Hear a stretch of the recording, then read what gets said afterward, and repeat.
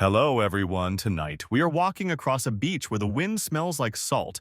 The sand sticks to your skin like it's alive, and something not quite a dinosaur, not quite a bird, has left claw marks in the dunes. You squint into the distance. Nothing roars here. Nothing growls. But somewhere just beyond the palms, you hear the faint scrape of talons on stone. Whatever it is, it doesn't belong in this century. And it definitely knows you're here. So before you get comfortable, take a moment to like the video and subscribe, but only if you really like what I do here. And while you're at it, drop a comment with where you're listening from and what time it is over there. Now, turn off the lights, maybe turn on the fan for some soothing noise, and let's get started tonight. The tide pulls away from the island like it's retreating in fear. The beach is long stretched like a tongue from the jungle's throat to the sea's teeth. You shuffle through soft sand, watching bits of dried kelp catch the wind and tumble like miniature ghosts. There are no seagulls here. No crows. But a single gray feather flutters across your path. It's longer than your forearm, and thick, not fluffy like a songbird's. It's stiff sharp at the quill with a faint, oily sheen. You bend down to pick it up and freeze. Beside it, 3 clawed footprints, each one wide enough to hold a watermelon. The claws dig deep 6 inches into wet sand. And here's the thing, they aren't spaced like a waddling penguin's or a hopping ostrich's. They move in a line. This thing walks with purpose. There's a cracked turtle shell half buried near the tracks, torn open like a coconut. You poke at it with your foot and it rolls just enough to reveal a long gouge, something that sliced through bone like it was foam. Somewhere behind you, the trees rustle, not like leaves in wind, but like something heavy brushing against trunks. You turn fast, squinting past the palm fronds, but there's only the low grumble of insects. A flying beetle slams into your cheek. You curse, slap it away, and chuckle nervously. You start walking again, but slower. You're being watched. A long time ago, long before GPS and GoPros, people came to this island and never came back. Explorers, sailors, even archaeologists with fancy notebooks and large egos. Some were found in pieces, others just gone. You wonder if they followed the same tracks you're following now. One of the oldest tribal legends from this region speaks of the feathered grin. Not a bird, not a beast, something in between. It was said to wait by the water so it could clean its beak after feeding. They called it Kalnarua, which roughly translates to the one who does not need to roar. And that's what sticks with you now, the silence. You've walked nearly a mile inland, and the only sounds are your own breath, your heart trying to punch through your ribs, and the occasional snap of a distant branch. There's a stone lying ahead. You think it's a rock until it shifts slightly in the sun. Bones? A cracked pelvis the size of a canoe. Scattered vertebrae pitted and polished like ancient driftwood. They're heavy bones. Mammal bones, not what you'd expect from an island with no lions. Here's your historical fact of the night. This island millions of years ago was part of a lost subcontinent called Gondwana. Yes, that's real. And it splintered apart long before humans showed up, stranding all sorts of weird life forms on isolated islands. Some places got giant tortoises. This one got giant birds. Odd fact to file away the cassowary. A bird native to parts of modern-day Australia and New Guinea has claws on its feet that can disembowel a man with one kick. It's alive today. It hates eye contact. And it can run faster than most Olympic sprinters. So if something like that evolved bigger, meaner, and smarter, you can guess who ends up running this place. Back to the beach. You kneel beside a track again, running your fingers over the claw impressions. One of them has tiny ridges like serrations. These claws weren't just for traction. They were weapons. And the depth tells you this bird, whatever it was, weighed over 300 pounds. You suddenly realize something unsettling. The tracks don't come from the jungle. They go toward it. You glance over your shoulder, and for a second, just a flicker, you see movement in the tree line. A shape too tall for a person, too smooth to be a tree. A head, maybe. Or a beak. You squint, but it's gone. You don't run. Running seems like a bad idea. Running seems like what prey does. So you take another step forward, brushing a beetle off your pants, trying to whistle to keep your courage up. But your lips are dry. Your voice cracks.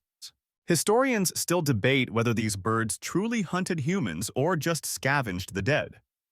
But legends don't argue. Legends whisper, and all the whispers say the same thing. It didn't matter how fast you ran. Because it didn't roar, it ran. The prints don't lie. They're fresher now, deeper, crisper, still damp at the base. You pause by a particularly massive one, roughly oval in shape, the three clawed toes radiating outward like the roots of a tree. It's longer than your chest is wide. You crouch beside it, placing your palm into the print. Your hand fits easily within one toe. You pull it back quickly like the footprint might remember what made it. The jungle ahead is thick but not chaotic. The trees are tall and evenly spaced, their broad leaves forming a canopy that filters the sunlight into dappled green shadows. It's the kind of place where sound dies too fast. No bird calls, no monkeys, not even wind. Just that heavy, breath-holding quiet. Your boots sink slightly into the mossy floor, muffling every step.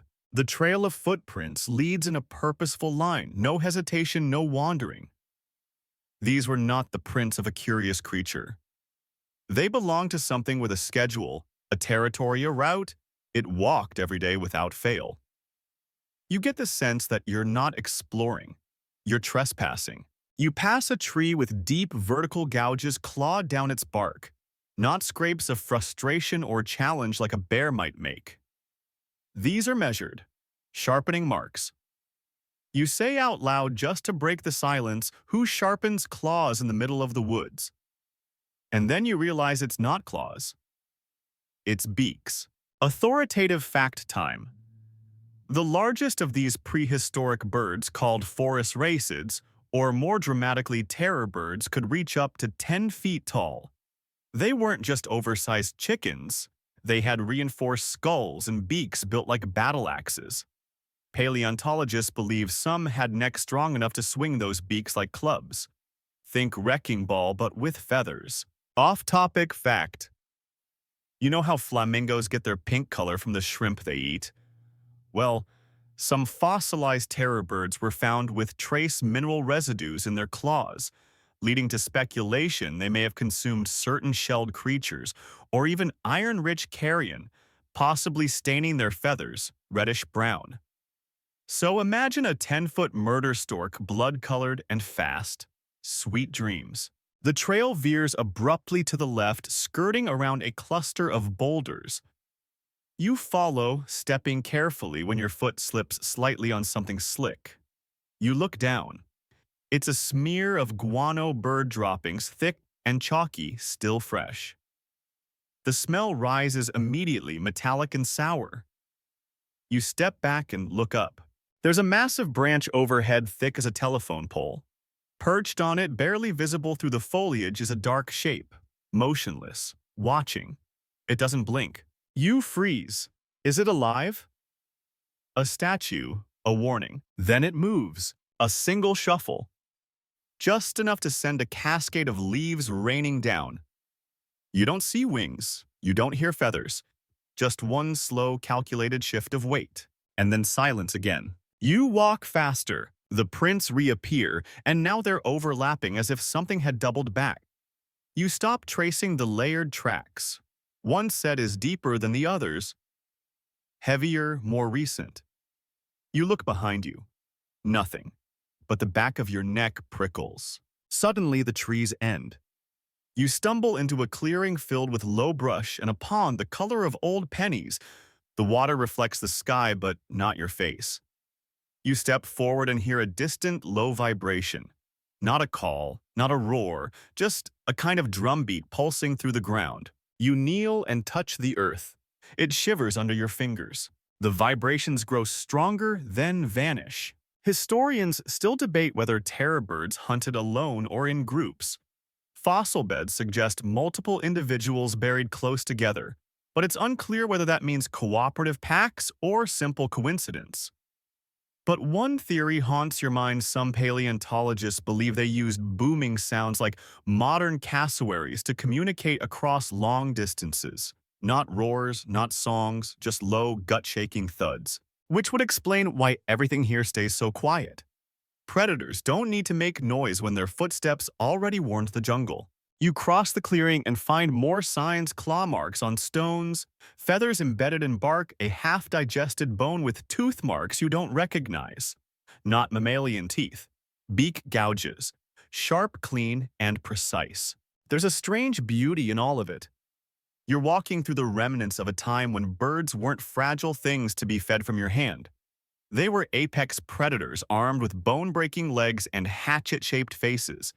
They didn't chirp. They thudded. They didn't fly. They ran you down. The most chilling thing, they might have hunted by sight. Like hawks. Meaning, if one sees you, it doesn't forget. The trail leads you to a cluster of trees that have grown around something ancient. Stone blocks, man-made vine-wrapped, and eroded by centuries of rain. A forgotten ruin. Maybe a temple. Maybe just a shelter. Whatever it was, it has an archway, and above it faint carvings. You clear away moss and see it a circle with a single jagged line through it. A bird's eye and a hooked beak. Someone built this after they knew what lived here. Inside, the air is cooler. The walls are narrow, the ceiling low. You run your fingers along the grooves of the carvings, translating what little you can. Something about the tall ones with mouths that split the sky. Another line mentions a day of blood feathers. You're starting to think those explorers weren't just bad at surviving. They were warned. You sit against the stone, your heartbeat slowing. But outside in the thick heat, something shifts in the brush again. You catch a glimpse, just a blur, but this time you hear it, not a cry, not a shriek. One booming footfall. It knows you're here. You stay low back, pressed against the ancient wall. Fingers digging into the moss for balance. There it is again. That same bassy thud followed by a dry crunch. Not a stomp exactly. More like something walking with complete confidence, unconcerned with being heard. The kind of sound that doesn't care if it's hunting or announcing itself, because in either case, it always wins. You inch to the temple's crumbled doorway and peer into the trees. There, between two massive trunks, it moves. You don't get a clear look, just the flash of a broad chest. Thick legs, feathers clinging to powerful thighs, and a tail that sways like a pendulum. No wings. Just muscular, down-covered arms ending in curved, clawed nubs. And then the head low forward, thrusting a beak that curves downward like a scythe, and eyes set wide apart, forward-facing, predatory. Not the eyes of prey, the eyes of something that wants to look directly at you. You flinch back.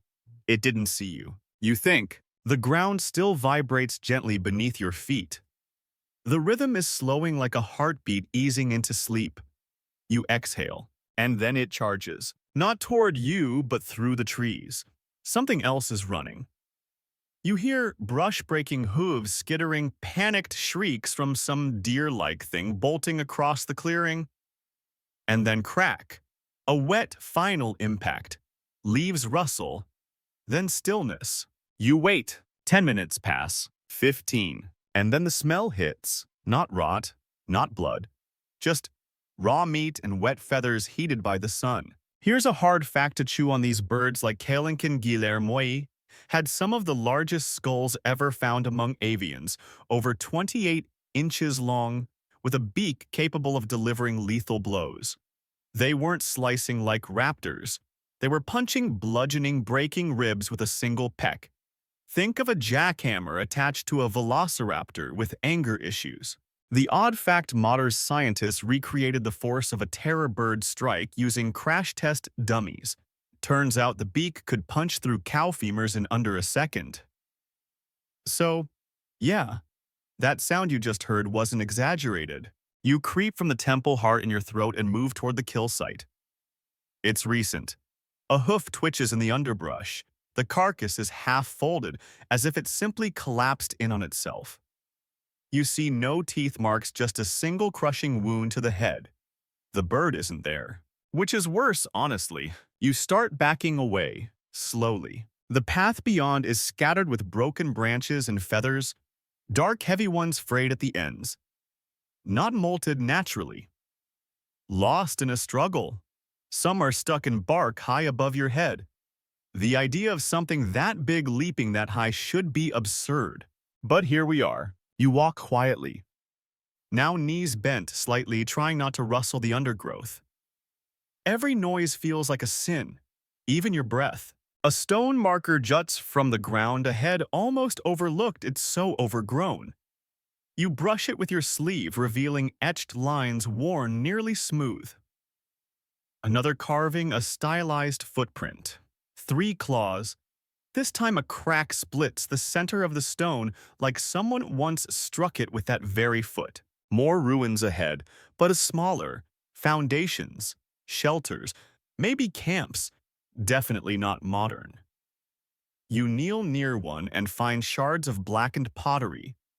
A rusted blade snapped in half, and oddly a clay whistle shaped like a bird. Still intact. You blow gently into it. No sound. Historians still debate whether these ancient settlers coexisted with the birds or were wiped out by them. There's evidence both ways. Some sites show long-term habitation, others show sudden abandonment. One theory suggests the settlers used mimicry tools and rituals that imitated bird calls to confuse or even communicate with them. You slip the whistle into your pocket. Not sure why. Maybe superstition, maybe a dumb idea. But it doesn't weigh much and you've carried worse. The sun dips low, slanting light through the trees like golden spears. Everything feels warmer, richer, heavier. That hush returns.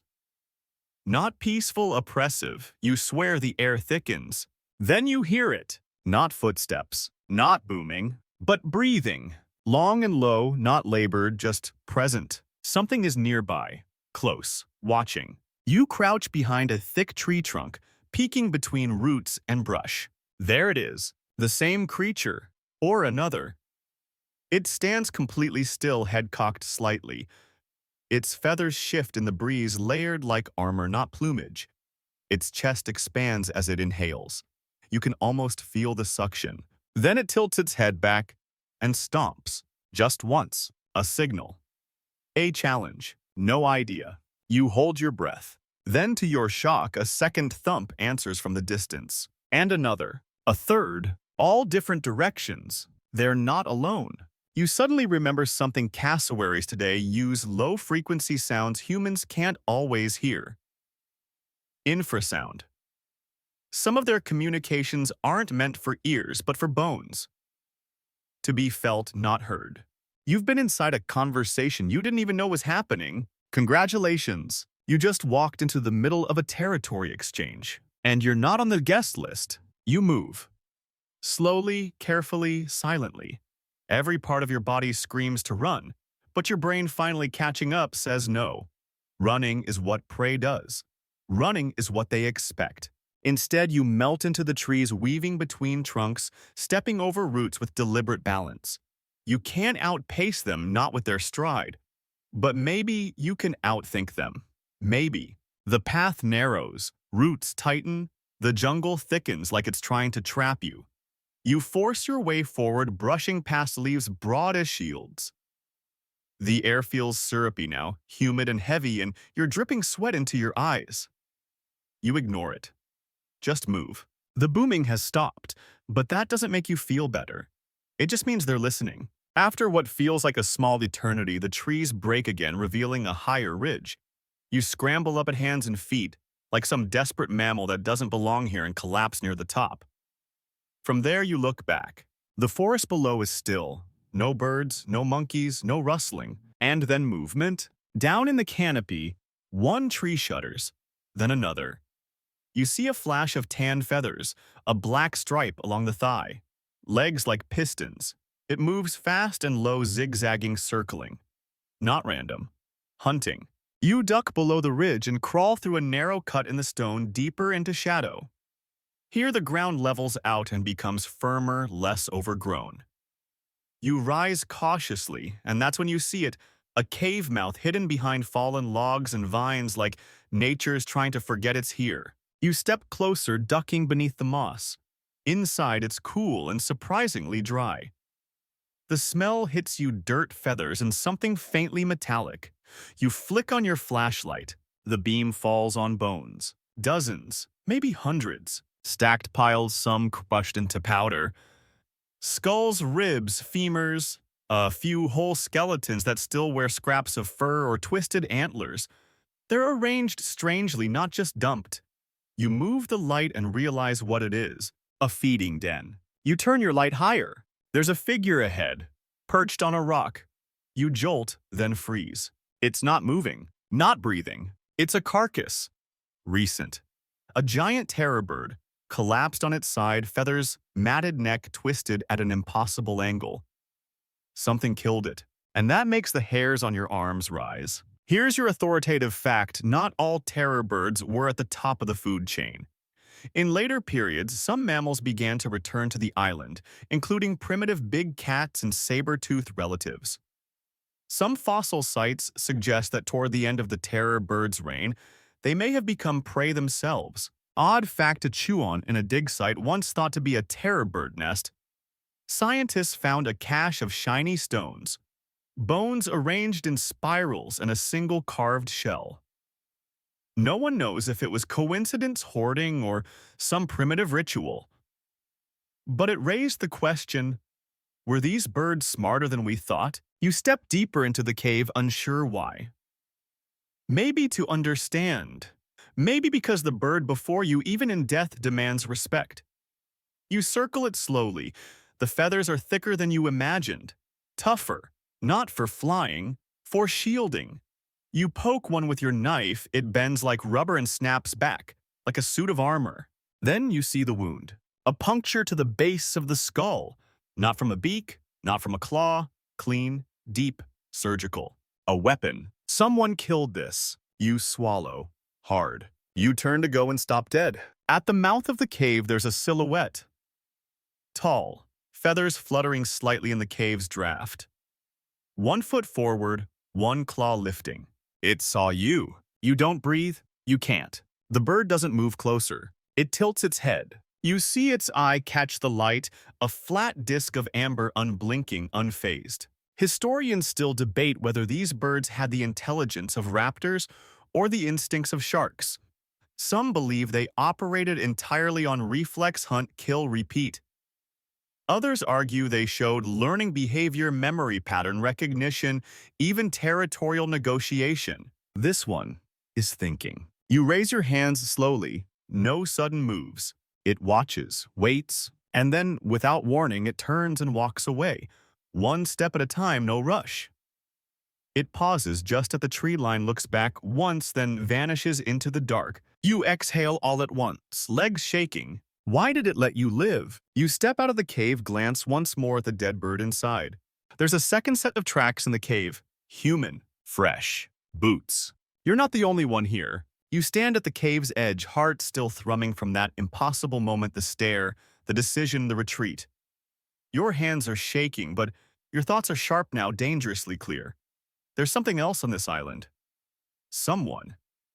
And whoever they are, they've been near enough to kill a terror bird with surgical precision. The human tracks led away from the cave, winding into the undergrowth. You follow. The forest around you seems denser than before, as though nature itself is trying to fold you in, stitch you into the story like another cautionary fossil.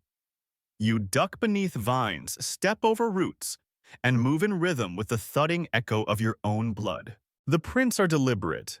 Whoever left them knew the terrain. The heel marks sink deep. Heavy pack, long stride, military boots maybe.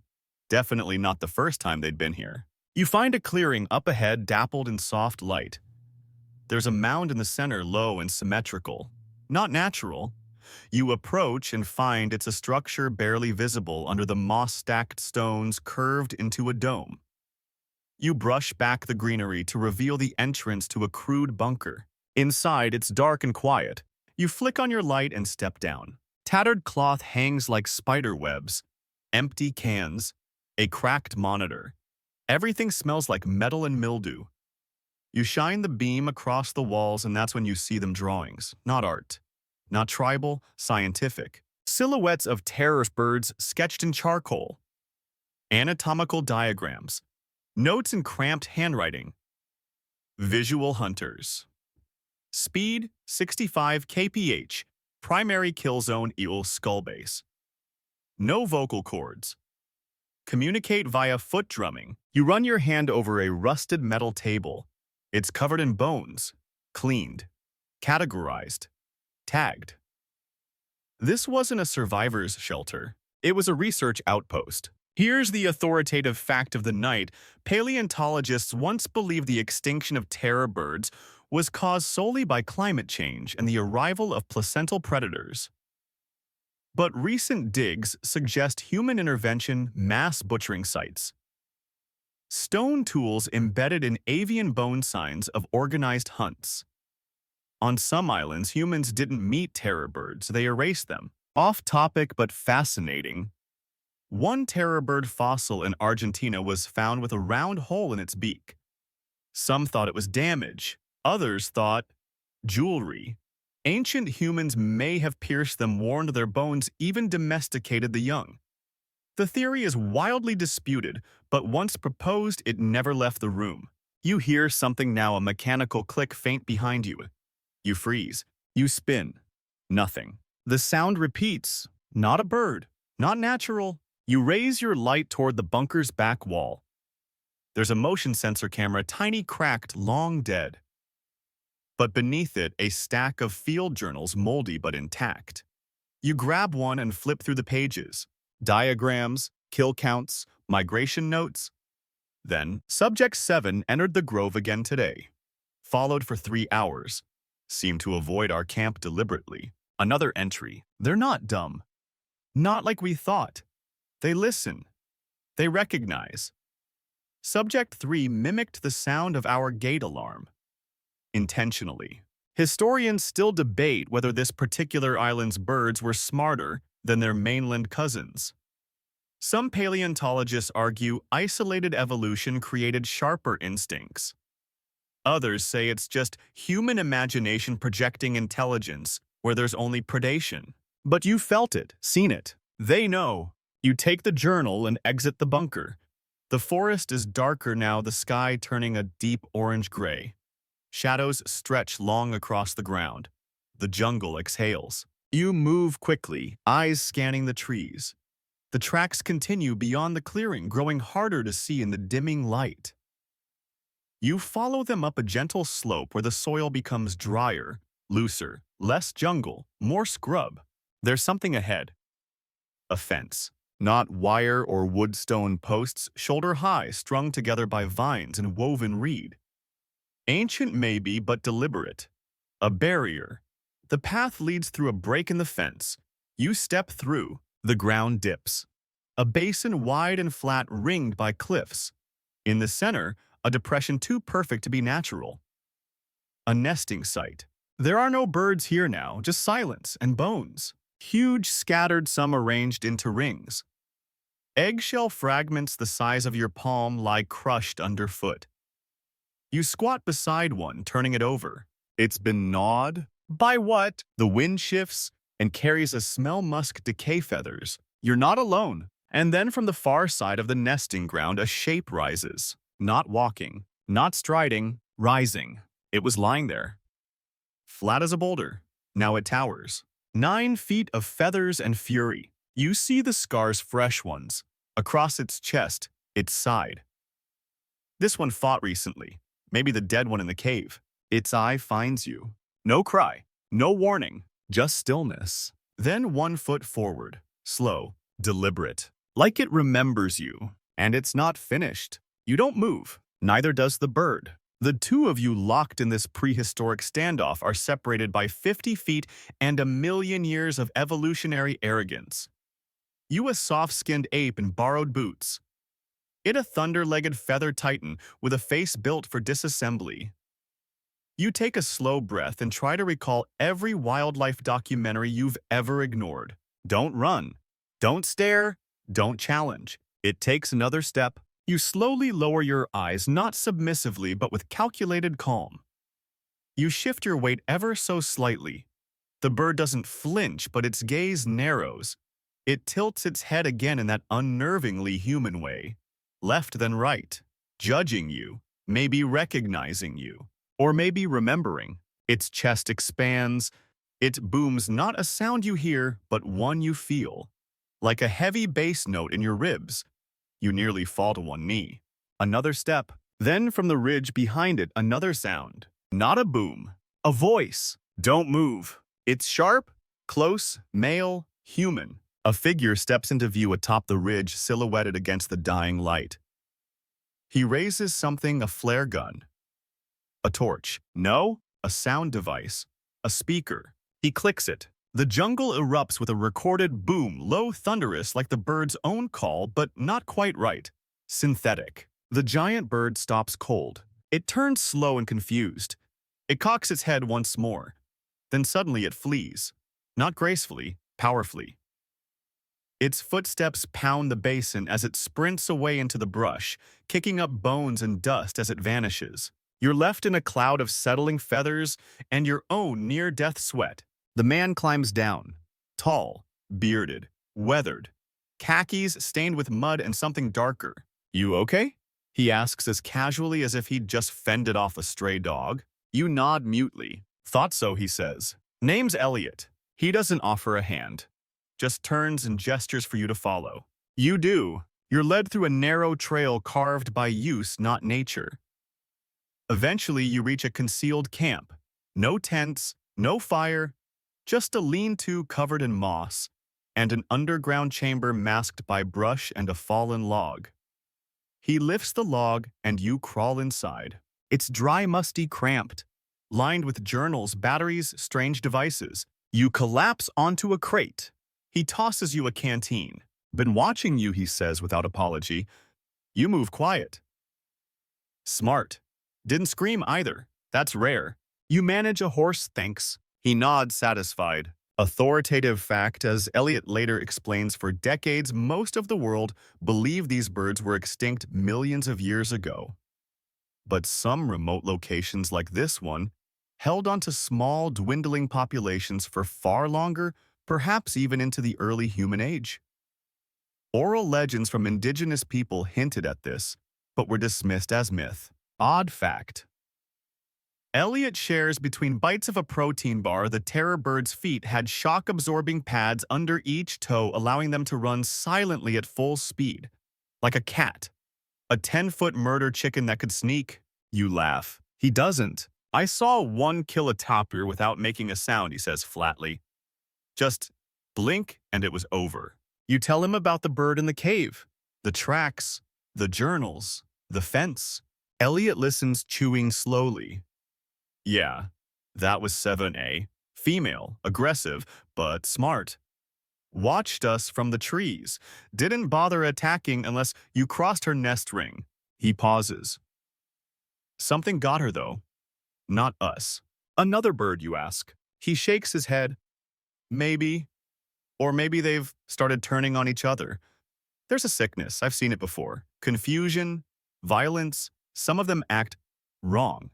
The booms they make too fast, off pattern, like broken signals. You frown.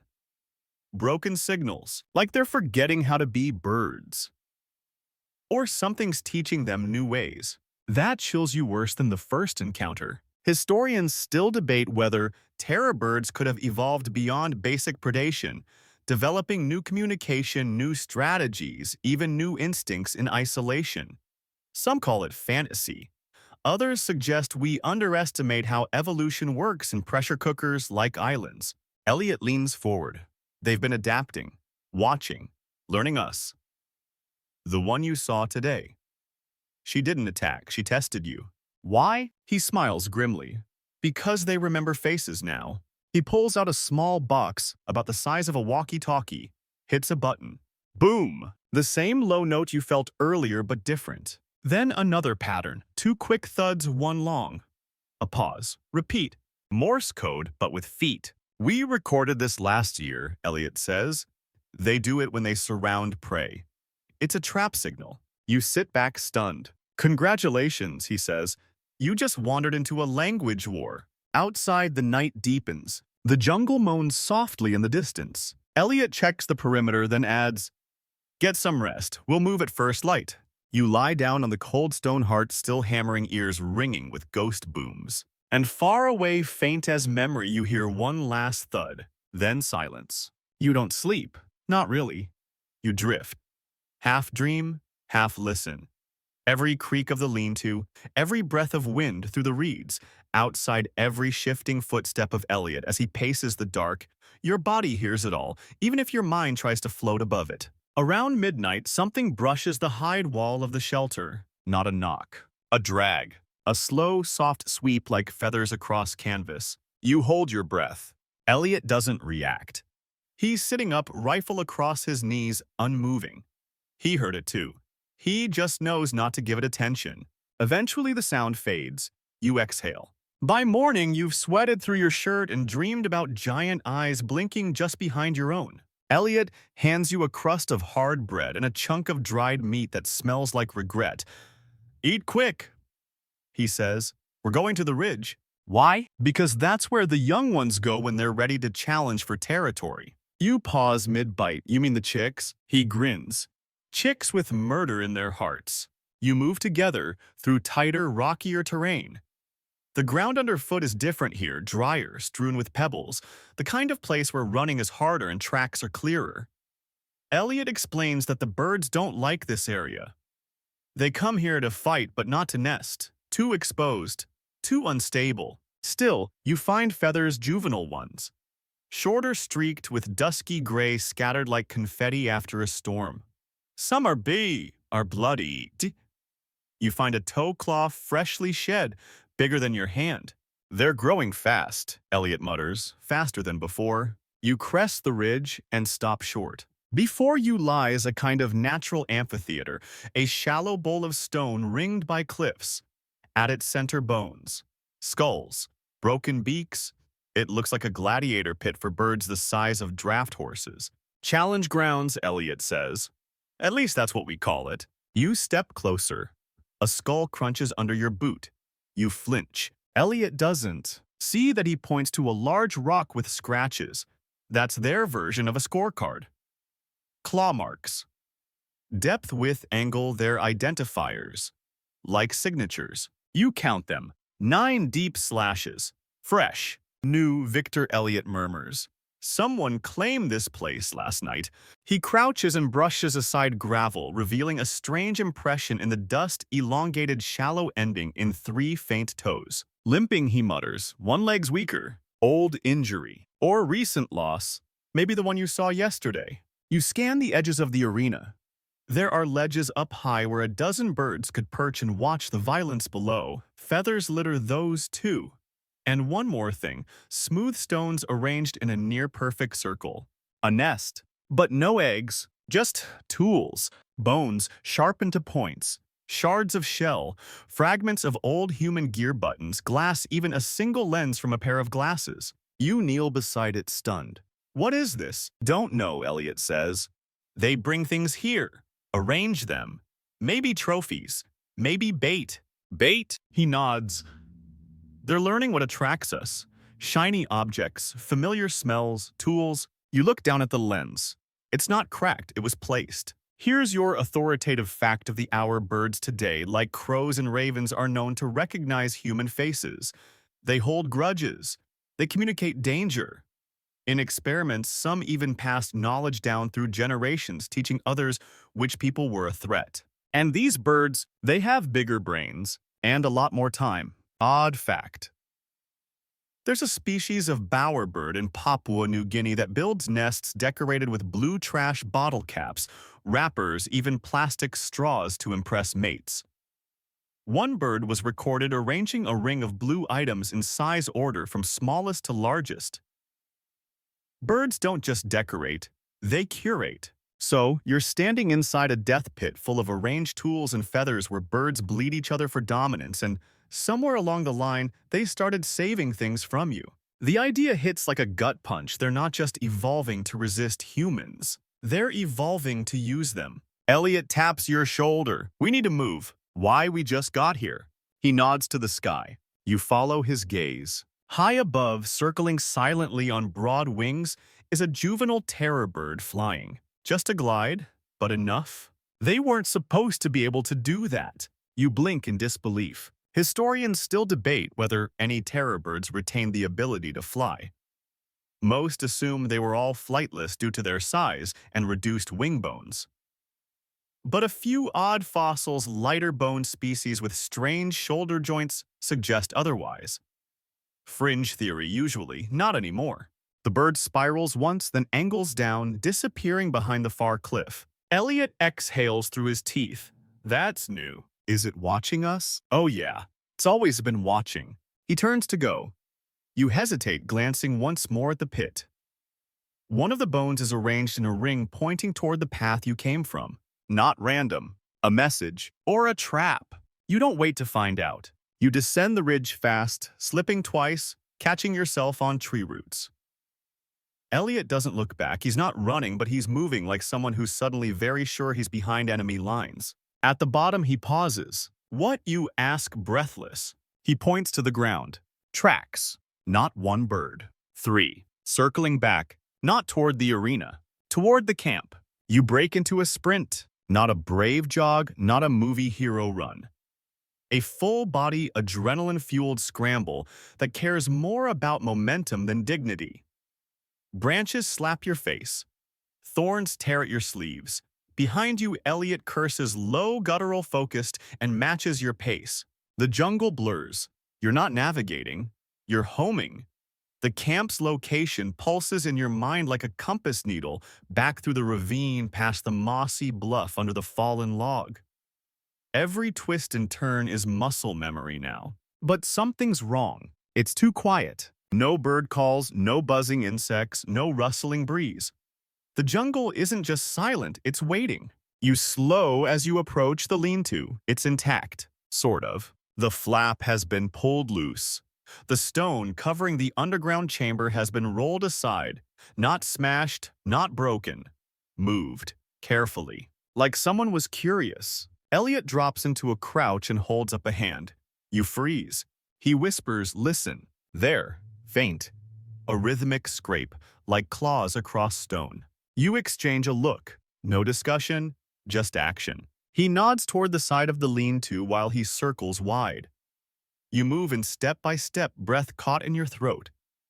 You peek inside the entrance. The chamber is dim lit only by the faint shaft of sunlight cutting through the roof. And there it is. A juvenile terror bird, smaller, maybe 7 feet tall, lanky, feathers more patchy than the adults. Its beak clicks idly, tapping the floor in a slow bored rhythm. Between its claws, your field journal. Pages torn, sniffed, tasted. Not destroyed. Just examined. It tilts its head as you move, not startled, not afraid, just aware. And then, without warning, it mimics you. Exactly. A single footstep back, same foot as yours. Same pace. Same weight. Like a mirror. You don't know what to do. It steps forward, one claw raised. Then Elliot's voice now. A burst of noise explodes from the other side of the shelter, a sharp electronic boom followed by static screeches and rapid chirps. The juvenile flinches hard, feathers puffing in panic. It bolts, slamming into the exit with enough force to shake the frame before vanishing into the underbrush. You drop to your knees, gasping. Elliot reappears, breathless. That one wasn't hunting. No, it was practicing. He picks up the journal and flips through the torn pages. It watched you. Copied you. Not just the movement, the timing. Like it was studying. Studying me for what? He shrugs. That's what I'm afraid of. Here's your authoritative fact. Some birds like lyrebirds and mockingbirds can mimic not just other bird calls but chainsaws, camera shutters, even human voices. Not because they understand, but because they observe patterns and repeat them flawlessly. And these birds aren't just mimicking sounds. They're mimicking actions. Elliot sets the journal down and begins repacking gear. We have to move again. They'll be back. Smarter this time. You help him, still shaking. How many of them are there? He stops, then answers, too many for this island. More than there should be. Breeding. He shakes his head. Worse, arriving. He pulls out a satellite photo, blurred and faded but clear enough. This isn't the only island, he says. We found similar tracks on another coast. Fresh. These birds might be crossing water. You blink. Flying, drifting, gliding, rafts, maybe even following human ships. We don't know, but they're moving. Historians still debate whether extinct species, especially island predators, could have migrated across sea routes using natural rafts of debris or land bridges. It's a fringe theory. Always has been. Until now. You both finish packing. Elliot seals the lean-to shut with care, camouflaging the entrance again. We can't stay here. They know it now. They've marked it. Where to? He looks toward the rising cliffs in the east. There's an outcrop, high ground, signal tower used by the last survey team. If it's still standing, we might be able to reach someone. And if it's not, he sighs. Then we start thinking like they do. You set off into the jungle once more, now hyper-aware of every sound. Every snap of a twig, every sway of the leaves, every feather drifting on the air. But nothing comes. The jungle has fallen back into that unbearable silence. And now you understand it's not quiet because there's nothing out there. It's quiet because they're listening too. After an hour, you climb a ridge of volcanic rock, hot underfoot, even in the shade. The terrain flattens again into a plateau of broken stone, and in the distance you see it. The frame of the tower, half collapsed, but standing. Elliot's eyes light up. We can work with that. You make camp near the base under a canopy of thorny scrub trees. The tower's metal ribs groan in the breeze, and above vultures wheel lazily, not terror birds, thankfully. Just regular disappointing vultures. As you rest, Elliot sketches in his journal. Diagrams of bird limbs. Claw positions. The mimic patterns. You ask him, why are you still here after everything? He doesn't look up. I was here when they took my team, he says softly. I figured if they're going to learn from us, someone should be learning from them. And if they win, he finally looks at you.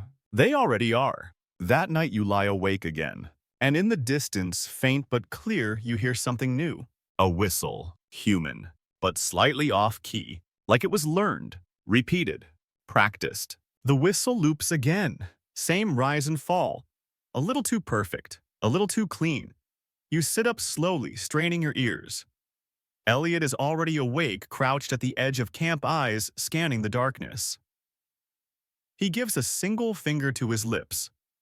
No need. You're not about to call out to whatever's mimicking a human with better breath control than most wind instrument players. It's been doing that for an hour, Elliot whispers. Never moves, just calls. You whisper back. Maybe it's stuck. It's not stuck, he says grimly. It's fishing. And just like that, your stomach drops. He picks up his pack and checks the batteries in the signal booster. The tower looms above you, both barely a skeleton of rusted steel and snapped cables. The top is bent inward like something heavy once perched there, or maybe dropped from above. You climb together. Every step creaks. Every foothold threatens collapse. But you reach the top, what's left of it, and wedge yourselves into the narrow platform. It sways in the wind. Below the island stretches in every direction, green, endless, dotted with dark patches of movement. Too many patches. Elliot hooks up the signal booster, but it fizzles on the first try. He smacks it, tries again. The screen flickers. Come on, he mutters. And then success. A blinking light? Barely a pulse, but something. A single burst transmission, it sends. But there's no confirmation. You sit back, wait. The platform groans. Elliot exhales. Now we see if anyone's listening. Here's your historical fact of the night. In 1987, a group of explorers in the South Pacific vanished while investigating an uncharted island chain. Their final radio logs described massive flightless birds and feathered forms with human behavior. The logs were dismissed as hoaxes, possibly due to tropical disease. But the island they documented, It matches the shape of this one almost exactly. And here's an odd one. Parrots in captivity have been known to create their own words when exposed to multiple languages. Hybrid commands, recombined phrases. In one case, a bird asked for apple no more to signal when it was full. Not imitation innovation. You turn to Elliot. What if they're not just learning our behavior? He raises an eyebrow. Go on. What if they're trying to talk? He stares into the distance, doesn't answer. Below, the jungle rustles. From the treetops, two large shapes rise barely visible, silent, gliding, not flying. Feathers spread like sails. They don't flap, they fall with purpose. Straight for the tower. Elliot grabs your arm. Go. You scramble down the structure, metal shaking beneath your weight. Halfway down, a shriek splits the air, high, shrill, unnatural, not bird-like, not quite, not. The first bird slams into the top of the tower. Metal bends with a horrible screech. The whole structure lurches. The second bird glides past, banking wide, circling. They're trying to bring it down, Elliot shouts. You leap the last few feet and hit the ground running. Elliot follows. Behind you, the tower sways violently, then collapses with a roar of steel and dirt. You don't look back. You sprint through the underbrush until your lungs scream, finally collapsing behind a boulder. Silence. Then above that same whistle. Closer. You peer out and there it is. Not a bird. A person. Or something pretending. You squint. It's upright. Human-shaped. But the limbs are wrong. Too thin. The motion jerky like a puppet's. It doesn't walk. It jerks forward in stuttered lurches, and from its mouth, or what passes for one, comes the whistle. Elliot grabs your wrist. That's not possible. What is that? He whispers, they're copying us. Copying humans. Yes, he says. Too well. The figure pauses, tilts its head. Then in a croaky rasp, hear Elliot. Your blood goes cold. It says it again, this time with more confidence. Here. Elliot, same tone, same spacing. You look at him, his face is pale. They heard me call for help, he says. They remembered. Historians still debate whether intelligent mimicry in extinct species ever evolved into communication. Most believe not. But what if mimicry was the first language, not symbols, not grammar, just sound games? Learn by repetition. Practice until understood. Like children. Or predators pretending to be children. You whisper, what do we do? Elliot looks up. His eyes burn with something between wonder and terror. We stop thinking like scientists. He stands. And start thinking like prey. Before you can stop him, he runs. Straight towards the mimic. You gasp. What are you? He shouts, run to the canyon, follow the birds. They don't go there. You hesitate. The figure ahead jerks its head, again startled. The mimicry falters. Its limbs stiffen, confused. That's your chance. You bolt. The jungle blurs. Roots snag at your feet, but adrenaline lifts you. You hear crashing behind you, chittering, clicking, and yes, booming, but also confusion. You follow the slope down into the narrow cut of the island's heart. Trees thin. Rock sharpen. It smells like sulfur and stone. And the birds don't follow. At last you fall into a shaded crevice, breath ragged, skin torn, heart hammering. No footsteps, no whistles, only the distant sound of a voice shouting in the canopy above, and the soft echoing call of a real bird, a normal bird. For now, you lie still for a long while, cheek pressed against volcanic gravel, lungs aching from the run. The sulfur tang of the canyon floor stings your nostrils, but you welcome it, because it means you're somewhere the terror birds won't follow. Or at least, somewhere they haven't followed. Yet. Eventually you sit up, muscles screaming. Your limbs are trembling with a strange mix of exhaustion and triumph. You made it. You're alone, which is a terrible thing to realize. You don't know what happened to Elliot, whether the mimic got him, whether the birds swarmed him, whether he made it out alive. But as much as you want to climb back out of this gorge and look, your instincts are louder than your guilt. You stay low and crawl deeper into the canyon. The stone here is sharp and dark, pitted with holes and cracks. Some steam rises in bursts. It's the bones of a volcano, long dead, but still breathing in short, hot gasps. You follow a fissure that widens into a hidden path, just wide enough to walk upright. And then something new. A shape in the rocks carved, not weathered, deliberately carved. It's crude, yes, but unmistakable, a bird skull. Tall, hooked, staring. And beneath it, human figures, arms raised. Some kneel, some bow. It's a shrine. You step carefully into the narrow chamber beyond and find more carvings. Petroglyphs in tight patterns, birds standing over men, men offering bones. In one scene, humans mimic the birds' legs bent, arms winged out like fools in feathered costume. You whisper worship, but no, that's not the vibe. You notice something else. Every human figure is missing its face, chiseled out, replaced with wide, empty ovals. Your authoritative fact tonight. In multiple ancient cultures like the Rapa Nui of Easter Island, there are depictions of hybrid beings. Not quite human, not quite animal. Scholars often interpret them as myths, dreams, metaphors, but in some rare cases the stories mention copying, creatures that imitated humans until the humans couldn't tell who was who. Odd fact to ruin your day: in a remote region of New Guinea, villagers once described a bird that walked like a man and laughed like a woman. It was never identified and was only ever seen at dusk. The elders called it the returned, as in returned as something else. You keep walking. Eventually, the path opens into a hidden basin, crater-like and lush with ferns. Steam rises from natural vents. Insects chirp here, loud and irregular. No bird calls though, no booming. And then you see them, birds, small ones. Not terror birds, not monsters. Regular living birds, finches, doves. Even a pair of dull, awkward cassowaries standing still beneath a fern. Their eyes wide, nervous. And that's when you understand. This is a refuge. Somehow a natural sanctuary where the giant predators don't come. A safe zone. You exhale and collapse onto a warm stone, trying to piece it all together. Elliot said the birds didn't come here. Why? Theories bloom in your exhausted brain. Territory boundary. Environmental discomfort. Superstition. Or something worse, fear. You remember the mimic, the shriek, the tower crashing. What if the real threat now isn't the birds? What if it's what they've become? You sit up and scan the basin. At the far edge, half hidden by vines, you see another opening like the mouth of a cave.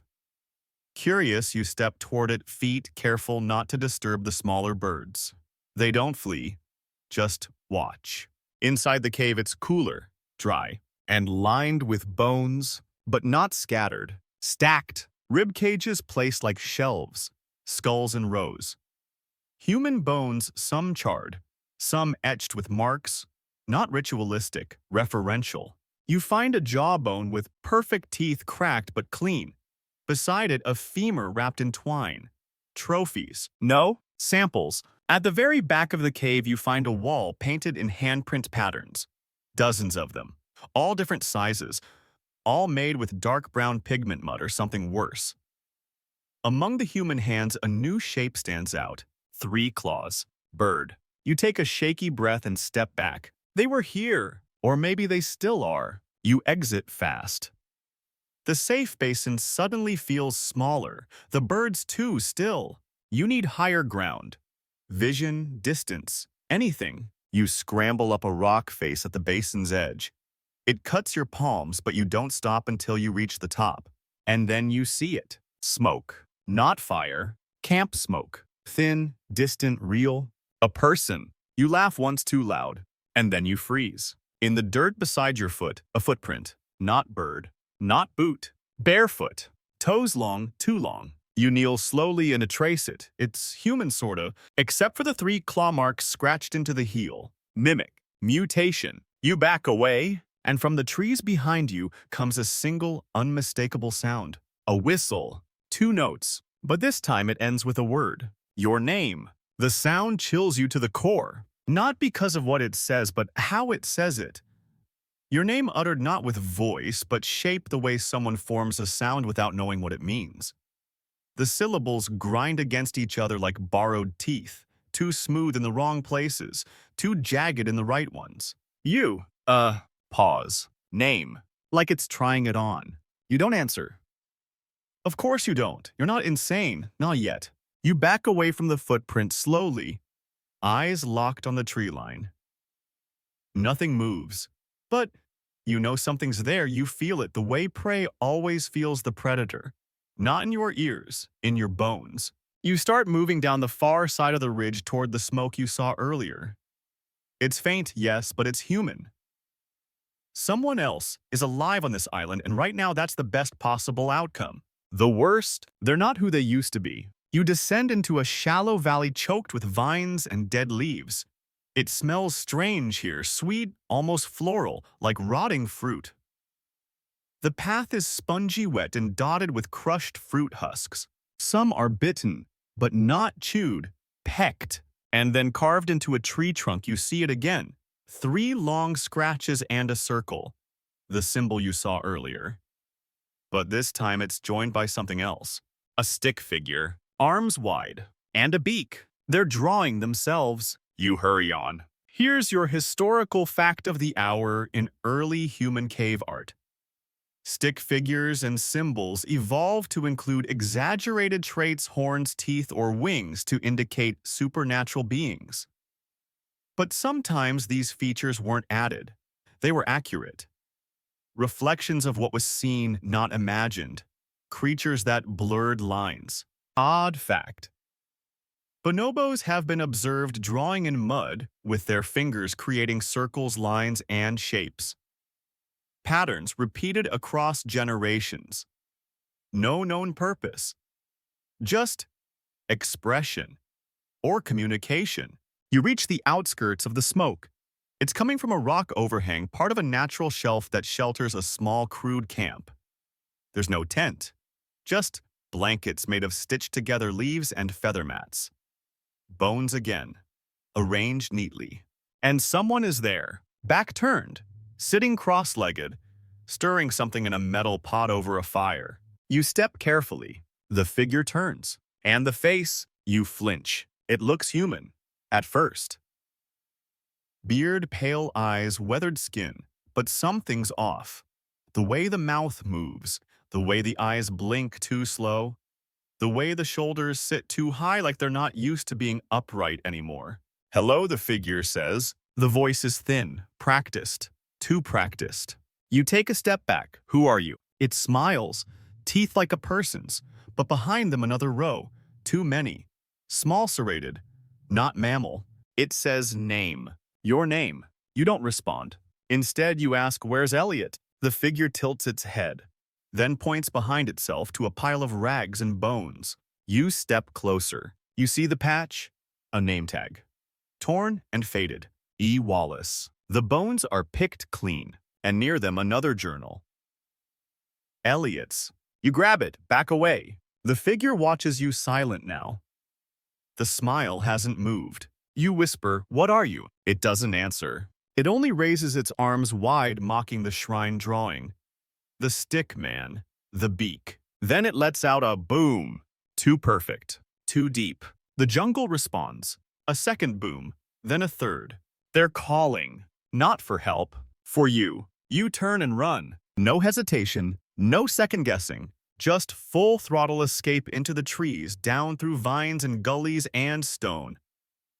Your hands bleed from rocks. Your legs burn. The journal thumps against your side like a heartbeat. The calls follow. Boom, boom, boom. Pause. Repeat.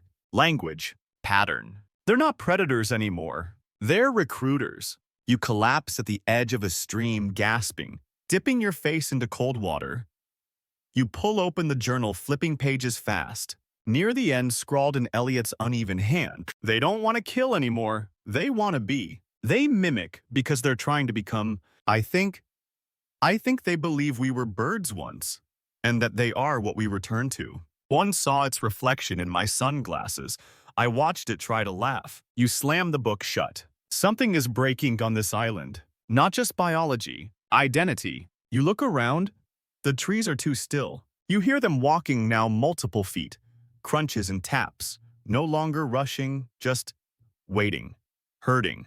You back into the stream. The current tugs at your legs. You let it. The flow takes you. Away from the ridge, the mimic the shrines. And as you drift, you hear one last voice echo through the trees. It says your name again. And this time, it says it perfectly. The current pulls you like a lifeline, wrapped in wet silk, cool against your skin, whispering promises of escape. You let it take you, eyes scanning the banks for movement muscles coiled like springs. Every tree you pass could be watching. Every stone could be marking your course. You're not swimming. You're surrendering temporarily to the water because it's the only thing here that doesn't want to walk on two legs and borrow your face. The stream bends, then narrows the banks, climbing higher until they become shallow cliffs. The canopy tightens above like a cathedral roof, woven of vines and suspicion. You drift under roots that dangle like claws and pass a rock stained with dark streaks, not blood, ink, or something like it. You remember the wall of handprints. You remember the way the mimic raised its arms like it understood. And you realize these aren't isolated events, they're steps. Steps in a ritual. You grab an overhanging branch and drag yourself to shore, soaked and shaking. You're deeper into the island than you've ever been. The jungle feels older here. The air is thicker, the shadows denser, and the birds, both real and wrong, are gone. You think maybe I'm past the range. And then you see the gate. It's not a fence. It's trees. Bent, deliberately lashed together with vines sharpened at the ends like teeth. Beyond it, a trail of smoothed earth curves inward, flanked by feathered totems. You approach slowly. The trees don't move. The gate isn't meant to keep something out. It's meant to keep something in. You duck beneath and enter the clearing. And freeze. A ring of birds, 6 of them stand in a circle. Not full-grown terror birds, but juveniles nearly adult. Each stands perfectly still, facing inward toward a fire pit now cold with ash. Around them, human objects. A boot, a backpack, a rain poncho draped like a flag. Arranged, not tossed. They don't react to you. You circle the outside of the ring. None of them blink. Then one tilts its head. Just slightly, its eye finds yours. And then another mimics the motion. A third clicks its beak in sequence. And the last one steps aside, revealing the center, where there is a body. Not dead, not fully. A man. Maybe late 30s, beard grown out, eyes glassy. He is mimicking them, standing, knees bent slightly. Arms held out like wings. He's not bound. He's not gagged. He's posing. And in a slow, halting voice he says, "They speak." Your skin prickles. He turns to you, his eyes filled with something deeper than fear. "Don't ruin it, please." He takes a single step forward, awkward, bird-like. "I've almost got it right." You whisper, "Got what?" The shape. Behind him, the birds step in unison, a slow circle, a dance. "They remember before us," he says. "Before words, before tools. They remember the idea of us." He holds out his arms wider as if embracing invisible wings. "And they want to help us remember it too." You start to back away. He frowns. "They don't take, they teach." "No," you whisper. "They replace." He stops, and then something laughs. Not him, not the birds, but from the trees above. A shrill, warbling giggle. Human in shape, not in soul. The man drops to his knees, hands shaking. They don't like that. The birds twitch. One steps forward, closer to you. You raise your hands. No weapons, no challenge. But you're not part of the game anymore. You haven't learned the shape.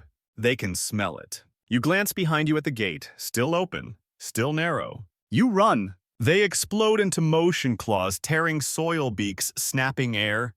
You crash through the gate and dive into the underbrush as one bird grazes your shoulder with a hooked foot. You roll down a slope, smashing through brush and over rock.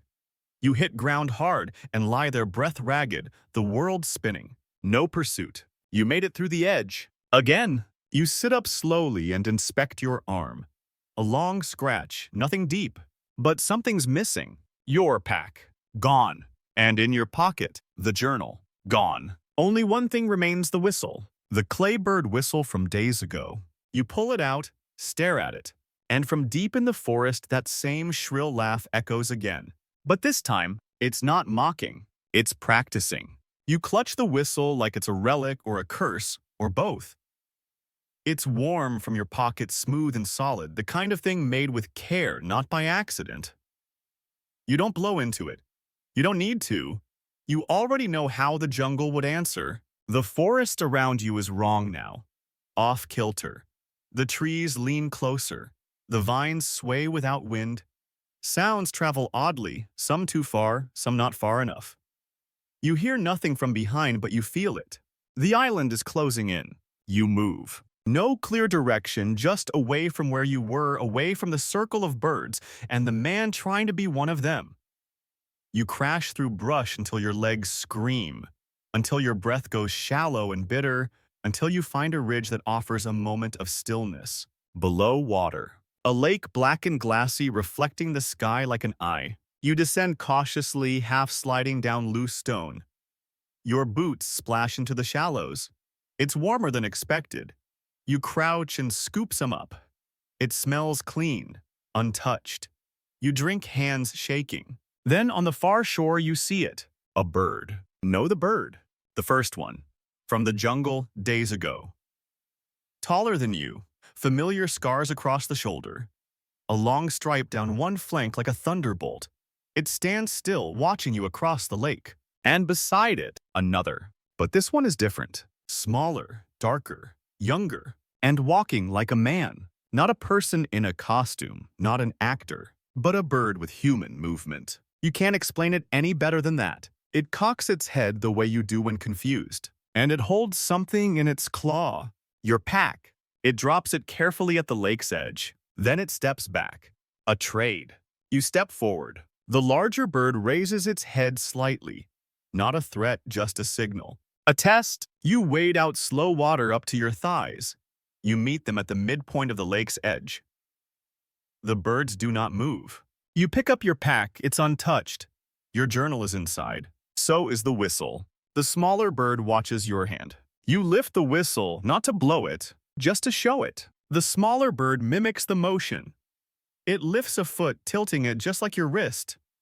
Then lowers it again. A mirror. Then it does something horrifying. It bows. Low. Arms wide like wings. One claw touches the earth. And then it speaks. Your voice. Exactly. You understand. You stagger back. The bigger bird watches. No sound, no movement, just that unreadable stare. The mimic takes a step forward, then another. It doesn't strike, doesn't hiss, just stands in front of you and lifts your pack strap with its claw, hands it to you. You take it. You feel the heat from its body, feathers, skin, something in between. It smells like earth and salt and blood. And then like a curtain dropping the moment ends. The two birds turn and vanish into the woods without a sound. You collapse to your knees. Authoritative fact in the late 1800s, a paleontologist named Florentino Ameghino proposed that humans descended from giant birds, not monkeys. He was ridiculed, laughed out of conferences, but buried deep in his notes, he wrote about legends from South America, stories of feathered ancestors, bird spirits who taught humans to speak, hunt, and mimic. Odd fact. Parrots kept in isolation will begin creating their own dialects, invented languages, even if no human teaches them. You sit at the edge of the lake for hours, reading. Your journal is intact but now filled with something new. Sketches of birds, of faces, of you. They weren't there before. You know your own handwriting. This, isn't it? One page reads in uneven lines. They don't take you. They make you. Not killed, translated. To walk like them is to remember what we forgot. You snap the journal shut and throw it into the water. It floats for a moment, then sinks. You don't move. Behind you, the trees rustle gently. A feather drifts down, lands near your foot, not dropped. Left. You don't touch the feather. You just stare at it. It's not like the others. This one is small, almost delicate, with bands of gray and white along its shaft. It doesn't look monstrous. It looks familiar. Like something you might find in a backyard caught on a fence post after a storm. That makes it worse. Because it reminds you that whatever this is, this change isn't happening all at once. It's happening slowly. You rise legs, unsteady body, still buzzing from the lakeside encounter. You turn your back on the water and step into the forest. Not running now, not hiding. Walking, quietly. You pass through low brush and find a trail wide and smooth bordered by stacked stones. Not random, too clean, too careful. There are symbols carved into some of them now. Spirals, claws, stick figures, always the beak. It's a road, and it's meant for you, or something like you. You follow it like any rational person wouldn't. Here's your historical fact. In 2004, a controversial archaeological site in Patagonia showed evidence of stone pathways bordered by fossilized bird footprints. Massive three-toed impressions laid into the stone as if preserved deliberately. Some claimed it was a natural formation. Others suggested ceremonial significance. The debate ended when the site mysteriously collapsed into a sinkhole. The blueprints were lost. You reach a bend in the path and pause. The air changes, still warm humming. A sound emerges, soft, breathy. A whistle, not one, but many. Layered, off-key, organic. It doesn't feel threatening. It feels welcoming. You move forward. The path widens into a broad glade. In the center, a stone platform. Natural, circular, worn by feet or claws. Lining the edges, figures. Birds, 7 of them. Some tall, some squat, some still downy and awkward. They do not move. Behind them, higher on the ridge, observers. Dozens more, silent, still, watching. And among them, people, or what were once people. Tattered clothes, skin daubed in ash and feather, some barefoot, some hooded, none speaking. They just watch, like it's a ceremony. You step onto the platform. The circle is warm beneath your feet. One of the birds, the smallest, steps forward. It carries something. Your whistle. You didn't lose it. You gave it. Or maybe it was always meant to be given. It lays the whistle at your feet and then slowly steps back.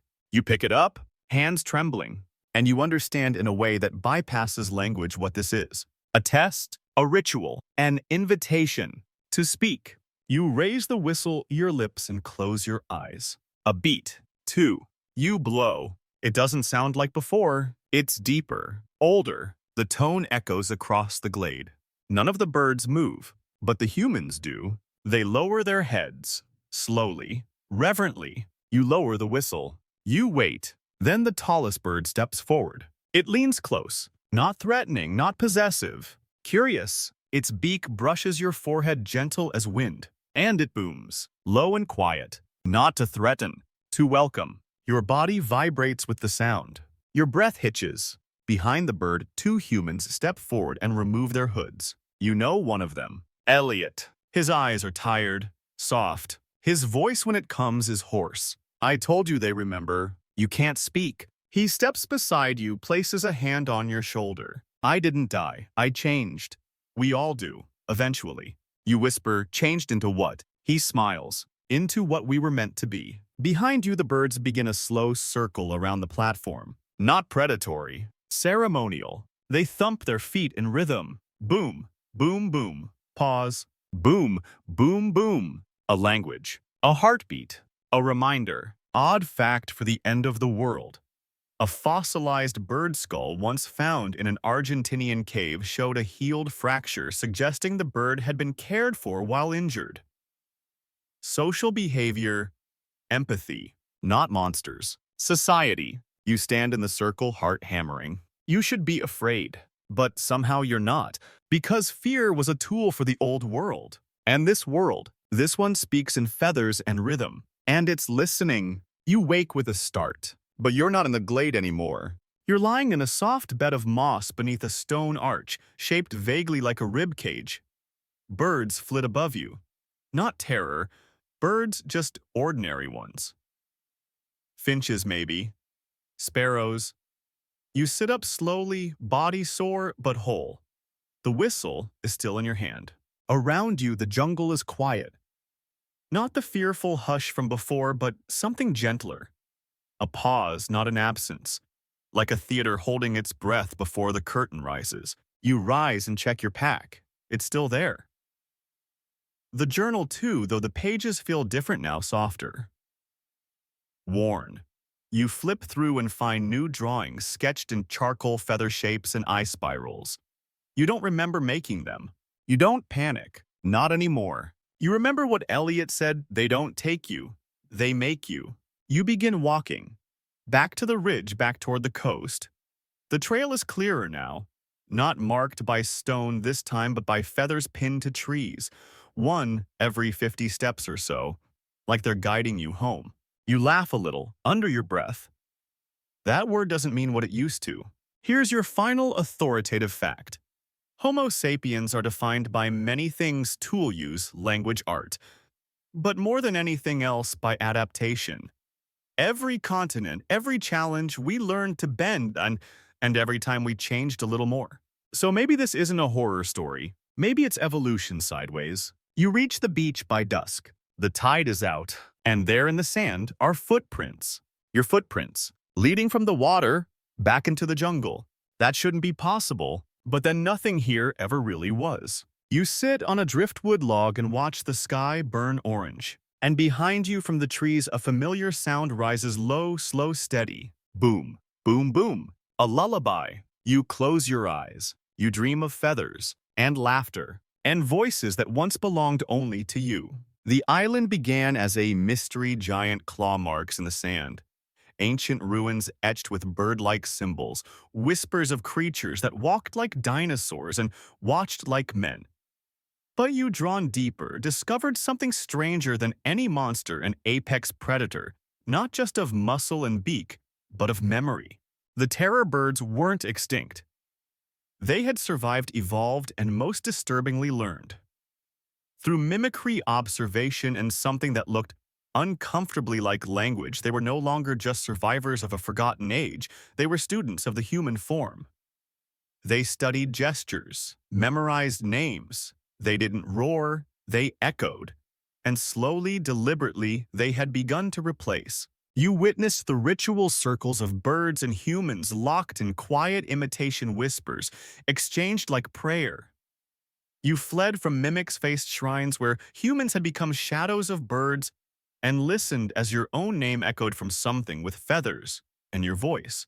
And yet, through it all, fear gave way to understanding. These creatures didn't kill indiscriminately, they invited. The final ceremony was not about violence, it was about welcome. You weren't prey, you were participant.